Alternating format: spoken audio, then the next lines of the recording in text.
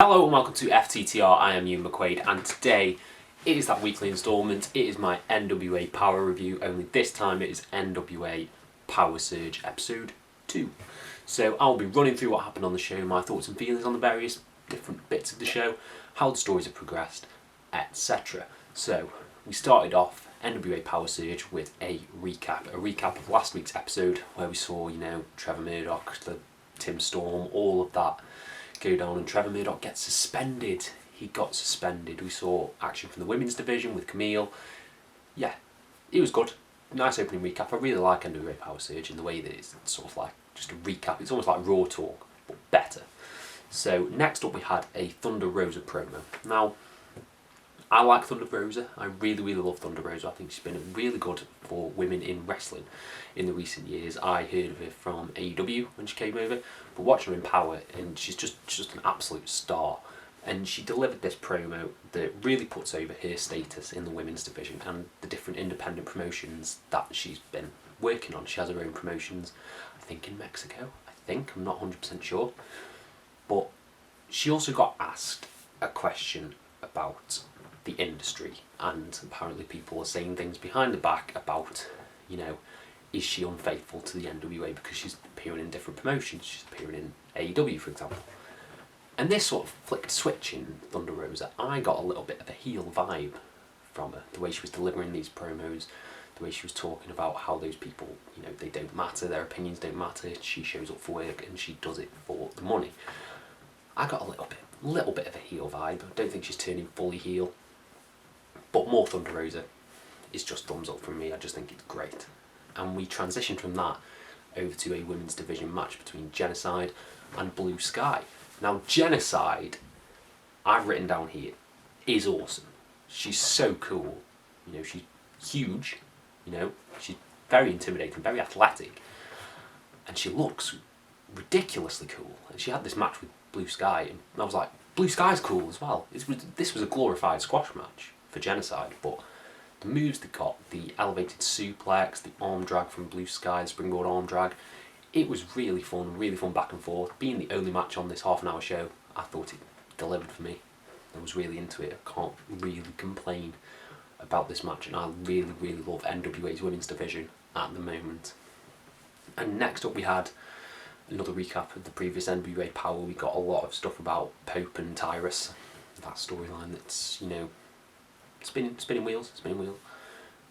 But next up we had the best part of this show, hands down, and it was a sit-down interview with Trevor Murdoch, and Trevor Murdoch is becoming my favourite babyface in wrestling at the moment. His promo was just great. He's been asked these questions by, oh god, why can't I remember her name? May Valentine. My Valentine's the one from Yu-Gi-Oh! May Valentine.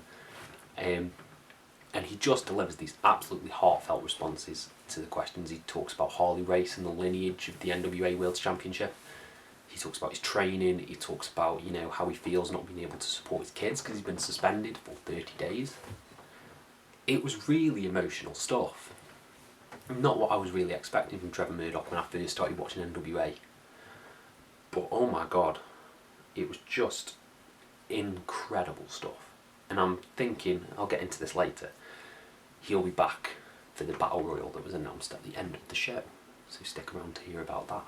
But yeah, Trevor Murdoch's just an incredibly deep babyface.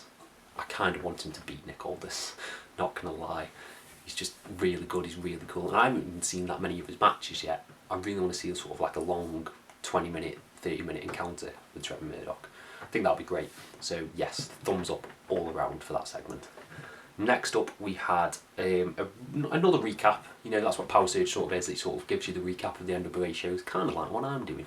So watch both. Why don't you watch both? How about that? But yeah, this one talks about Aaron Stevens and his relationship with Kratos and how that's developed so far. We saw Back for the Attack where Stevens lost to Aldis. Nick Aldis, obviously the champion. Where he lost, and the sort of tension between Kratos and Stevens that's brewing and finally climaxed in the last episode in the 6-man tag.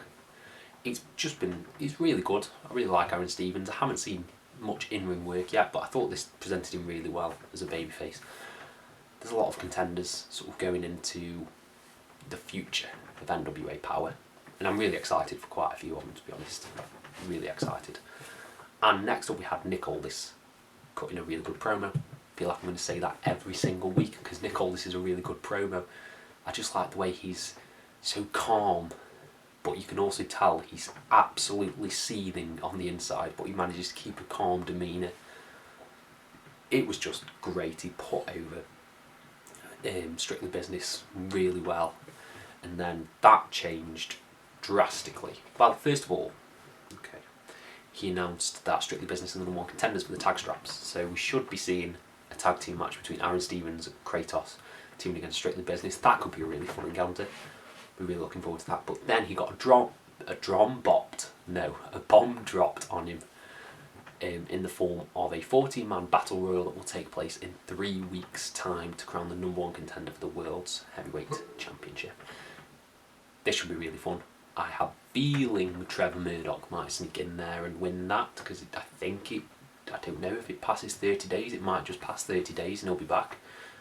So that'll be really good, but it can't be someone who's already holding the championship. And he was not happy. He was not a happy boy, was Nick Aldis. He was fuming.